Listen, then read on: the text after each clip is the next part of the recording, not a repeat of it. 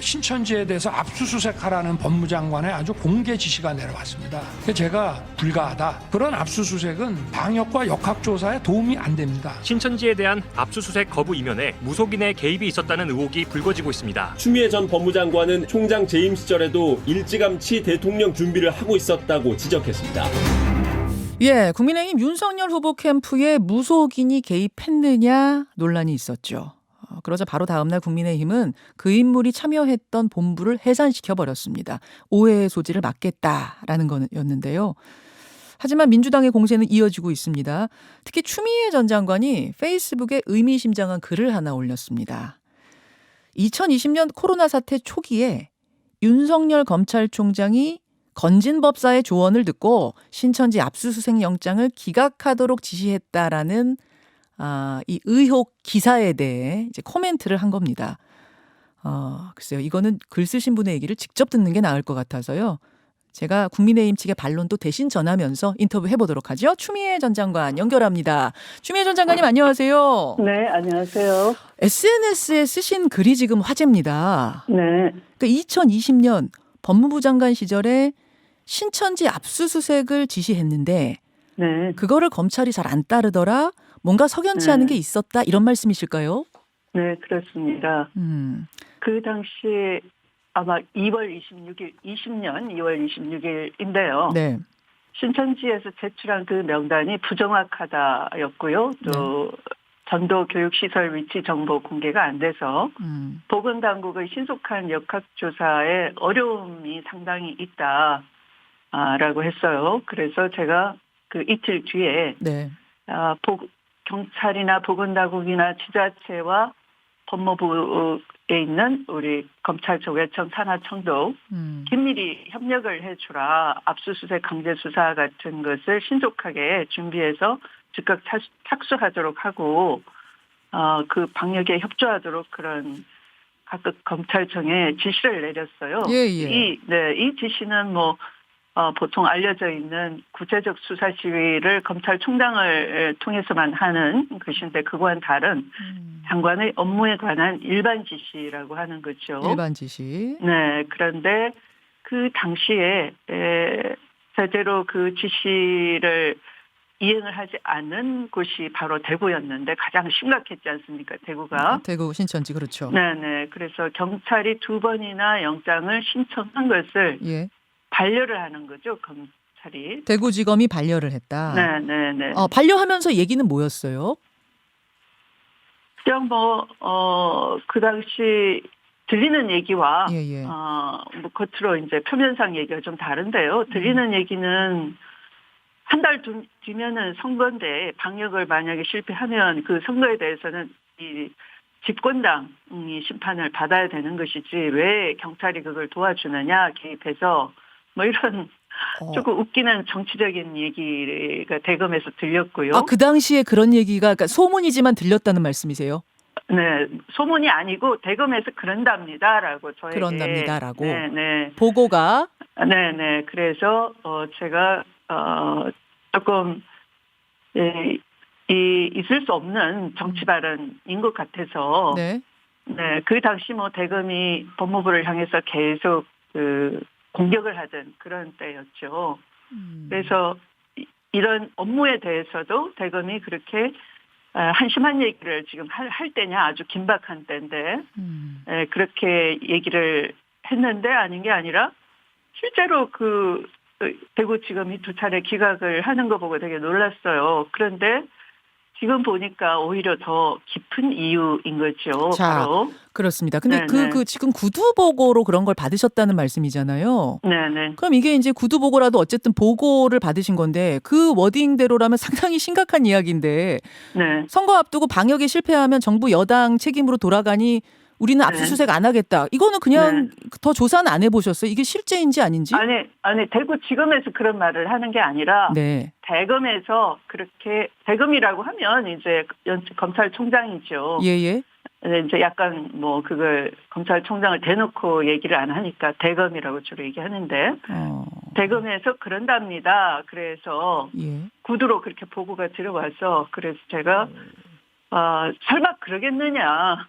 장관의 이 업무 지시를 그렇게 정치적으로 보겠느냐, 정치적 계산을 하겠느냐, 공직자인데 정치 중립을 지켜야 되는데 네. 제가 그렇게 저에게 보고 가지고 온 사람한테 그렇게 얘기를 하고 네. 제가 지켜봤죠. 그런데 실제로 그 두 차례를 연속해서 기각하는 걸 보고 대구시도 상당히 발구르고 있었고요. 저도 그 모습을 보고 상당히 놀랐죠. 알겠습니다. 그러니까 그 네. 당시는 그런 뭐 정보 보고가 들어왔지만 설마 하고 넘어갔는데 네네. 이건 이제 각급 이라고 하면 이제 대검을 포함한 네. 일선 지검에 내린 장관의 업무 지시인데 대검이 그렇게 해박 놓는 듯한 그런 말을 했다고 해서 설마 그랬겠을까? 이제 구두 보고니까. 네. 세계일보의 이제 최근 보도가 문제가 된 건데 거기 이제 네. 뭐라고 돼 있냐면 경찰이 신천지 압수수색을 신청했는데 대구지검이 그 기각을 했다. 근데 이게 네. 당시 건진법사의 조언 때문이었다고 건진법사 지인이란 사람이 제보를 했다는 거예요. 네. 네. 신천지 이만희 회장도 영매인데 손에 피 묻히지 말라고 그렇게 조언을 했다더라라는 이제 지인 얘기를 듣고 이제 세계일보 보도가 나온 건데 네. 이거는 듣고는 어떠셨어요? 그래서 그거보다 더 심각한 이유가 있었구나. 네. 거기 보면 세 가지가 궁금하잖아요. 이 국민의 생명과 안전이 걸린 문제인데 그 앞에 보면 기사 앞에 보면 이 이만희 총회장에 대해서 어떻게 처리를 했으면 좋겠습니까? 이 윤석열을 각인을 시키려면 수사를 해야 하지 않겠습니까? 이렇게 물었다는 거죠. 그 물은 사람은 그러면은 네. 건진법사 지인이라는 거예요? 아니면은 윤석열 아마 총장이라는 거예요? 바로 물어왔다가 아니고 이것을 네. 법사한테 물어달라고 했다는 것 같아요. 건너 그러니까, 물음이 간 거다. 네네. 그러니까 이제 직접 피 묻히지 마라. 부드럽게 가라. 이렇게 조언을 했다는 것이고 건진법사가. 그래서 보면 말씀드린 것처럼 국민의 생명과 안전이 직결된 문제, 화급성을 다투는 문제인데 자신이 대중한테 각인되기 위해서 뭘 해야 되느냐 이렇게 정치적 계산하고 접근을 했다는 거고요. 또 총장은 이 공권력에 대한 지휘권이 있는 사람인데 일찌감치 그런 정치적 욕심을 가지고 있었고 그걸 준비하기 위해서 그 목적 아래에서 유불리를 계산했다 하는 거고 또 그런 걸 아주 중요한 것을 그런 법사의 자문으로 결정한다 하는 것이 정말 후보한테 물어봐야 되는 문제이죠. 언론들이. 자, 이제 이 얘기는 다시 한번 좀 정리를 하자면 윤석열 후보자 쪽에서 인정을 했거나 그런 이야기는 지금 전혀 아니고요. 네. 건진법사의 지인이라고 하는 사람이 이런 일이 당시 있었다더라라고 제보를 했다라는 세계일보 보도에 이제 바탕을 둔 이야기라는 건 좀 말씀을 드리고요. 네. 그래서 추 전 장관님, 네. 이제 이 얘기가 너무 황당하다 보니까 혹시 네. 건진법사 그 지인이라는 분이 좀 어떤 허세, 부풀려졌을 가능성은 없겠습니까? 우선 그때 이미 이제 제가 구두 보고를 대검의 자세에 대해서 이뿐만 아니라 이 무렵에 대검은 여러 가지에 대해서 굉장히 항명적인 그런 자세였거든요. 그러니까 이때도 이제 그 방역 실패에 대해서 선거 심판 받도록 해야지 왜 검찰이 개입하느냐의 그런 얘기가 황당했기 때문에 이제 저한테 보고가 올라온 거죠. 그리고 실제로 두 번이나 기각이 됐기 때문에 저는 그걸 한 번 더 이렇게 보면 오히려 본인이 좀 나서고 싶은데 유리하냐 불리하냐라고 물어봤다는 것은 이게 부풀렸다거나 그런 얘기가 아니라 이제 진짜가 뭐였는가가 지금 들통이 났다. 그렇게 보였어요. 부풀려졌다기보다는. 지금 국민의힘 선대본부의 윤재옥 본부장은 이제 이 기사를 보고 이렇게 답을 했어요. 이 기사와 이제 추 전 장관님의 SNS를 보고 무속인 프레임으로 선거 분위기를 혼탁하게 만들고 있다.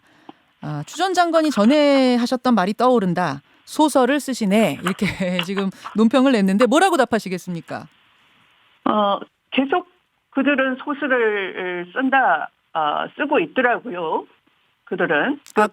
제가 소설을 쓴다고 하는 것은 정말 이 법무 행정 자체를 비난하고 좀 폄훼를 하기 위해서 조롱하기 위해서 늘 하던 자세이고요.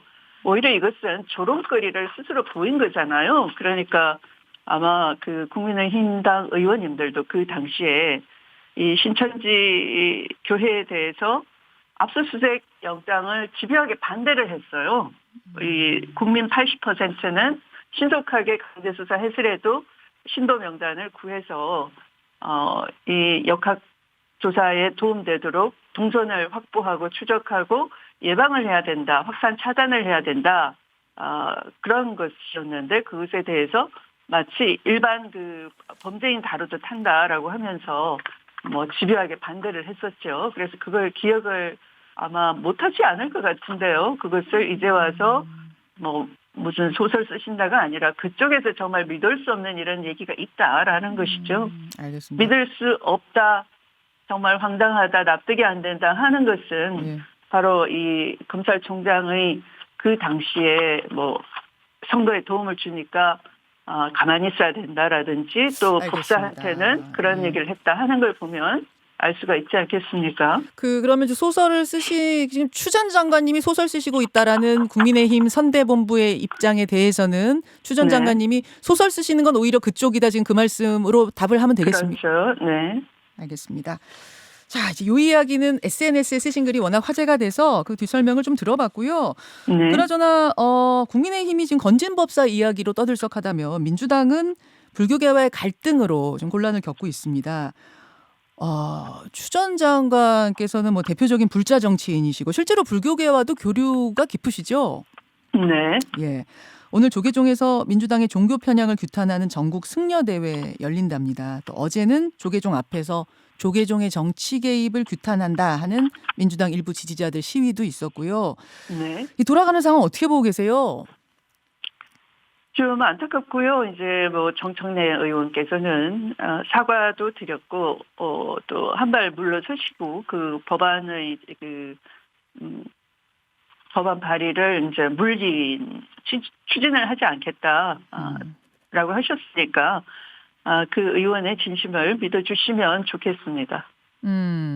지금 이제 정청래 의원도 사과를 하고 당에서는 사실 얼마 전에 지도부가 30명이나 내려가셔서 108배도 하고 그러셨잖아요. 네. 사과를 지금 안 한 상황은 아닌데 불교계에서는 그 정도로는 안 된다.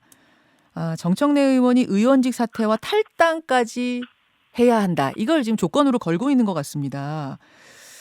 그 뭐 소신 공약 얘기까지 나오고 있고요. 그러면 이 상황을 네. 어떻게 풀어야 된다고 보세요? 네. 우선 정 의원 자신이 뭐 불교 탄압의 의도가 있어서 그렇다라고 보지 않고요. 또 그것을 불교계도 잘 아실 것 같습니다. 그리고 발의한 법안의 문제였기 때문에 발의한 법안을 철회하고 해당 의원의 이름으로 추진하지 않겠다. 또 당도 그러하겠다 했으면 당 소속의 어느 의원도 뭐 후속 발의를 하거나 하지 않겠다라는 걸 이제 공개적으로 약속을 드린 거기 때문에 그거와 뭐 탈당하고는 전혀 무관한 것 같고요. 또 불교는 사실은 그 어떤 불성 자체가 개개인의 인격, 인간의 자존과 연결되는 것이어서 뭐 정치인으로서 그 해당 소속의 당적이라는 건 그 개인의 그 가정에 있어서의 호적과 같은 것이어서 그런 것까지 건드린다는 건 이 사안과 연결되지 않은 비대칭적인 가혹한 것이어서 또 불교계 전체가 또 그렇게 가혹하게 보시지는 않을 것 같다 생각을 합니다. 탈당까지 갈 사안은 일단 아니라고 보시는 거군요. 네. 예. 근데 뭐 정청래 의원 글에 의하면 이핵관이라는 사람들이 찾아와가지고 탈당 권유를 했다는 거예요. 그러니까 아마도 네. 선당무사 뭐 해달라 뭐 이런 뭐 취지의 네. 뭐 이야기가 전달되지 않았을까 싶은데 그건 어떻게 보세요? 뭐 선거에서는 이제 여러 가지 좀 상황 관리를 해야 되겠다. 또 그 해당 본인의 입장보다는 좀 후보와 당을 좀 생각하자라고 이제 뭐 그렇게 누군가는 얘기했을 수는 있겠죠. 예. 네. 뭐 그렇다고 이재명 후보 주변에 그 이 국민의힘 윤석열 후보 주변처럼 뭐 핵관이라는 사람이 있는 것도 아니고요. 아, 없어요? 네. 아니, 다들 이게 이해관이란 말을 정청래 의원이 먼저 네. 꺼내시니까, 아, 진짜 있는 네. 거 아니야? 막 이런 얘기들 좀 하잖아요, 지금. 네, 그런 이제 화가 나니까 표현이 그렇게 나갔는지 모르나 그런 뭐 핵관이 있다라고 저는 생각하지 않습니다. 아, 네. 알겠습니다. 네. 탈당까지 갈 문제는 아니고 이제 불교계 안에서 좀 진정성을 받아주셨으면 좋겠다. 잘 해결됐으면 네, 네, 좋겠다. 네. 이런 입장이신 것 네, 같아요. 예. 네. 아, 여기까지 말씀 드릴 텐데 한 가지만. 자, 1분 정도 네. 남았습니다. 지금 네. 돌아가는 판세 어떻게 보십니까? 이제 47일 남았나요? 대선? 그렇죠. 그런데 저는 뭐 국민의힘 쪽에서 네. 하는 변명 같은 건 정말 좀 어이가 없잖아요. 건진법사 얘기만 해도 계속 후속 보도가 나오고 있습니다. 건진법사의 딸이 뭐 2013년 오래 전이죠. 9년 전부터 이미 후보 부인 코로나 콘텐츠에 있었다라는 것이고 전시에 참여를 하긴 했고요.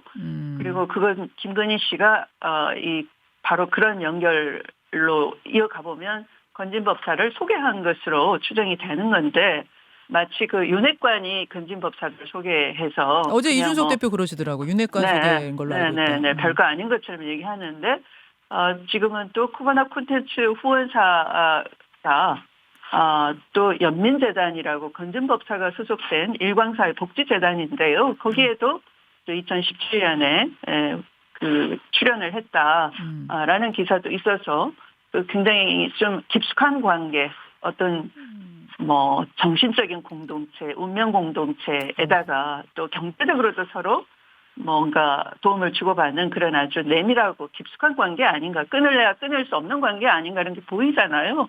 네, 그런 거 보면 이제 국민들이 하나씩 관심을 가지고 언론이 보도하시고 이렇게 보면 이 국정 운영의 능력과 뭐 여러 가지 민주적인 사고를 가지고 미래 비전을 제시하는 이재명 후보와 터무니없이 5년 전에 최순실 사태를 연상시키는 오히려 그거보다 더 심각할 수 있는 그런 미신에 의존하는 지도자가 되겠다는 부부의 문제하고 이렇게 부각이 되고 차별화되면서 저는 자연스럽게 이재명 쪽으로 이렇게 기세가 모인다라고 생각합니다. 지금 제가 판세 질문 드렸었거든요. 그러면 네, 추미애 전 장관님 말씀은 건진법사가 결국 이 판세를 분위기를 확 바꿀 핵심이 될 거다, 핵심 키가 될 거다 이렇게 보시는 거예요?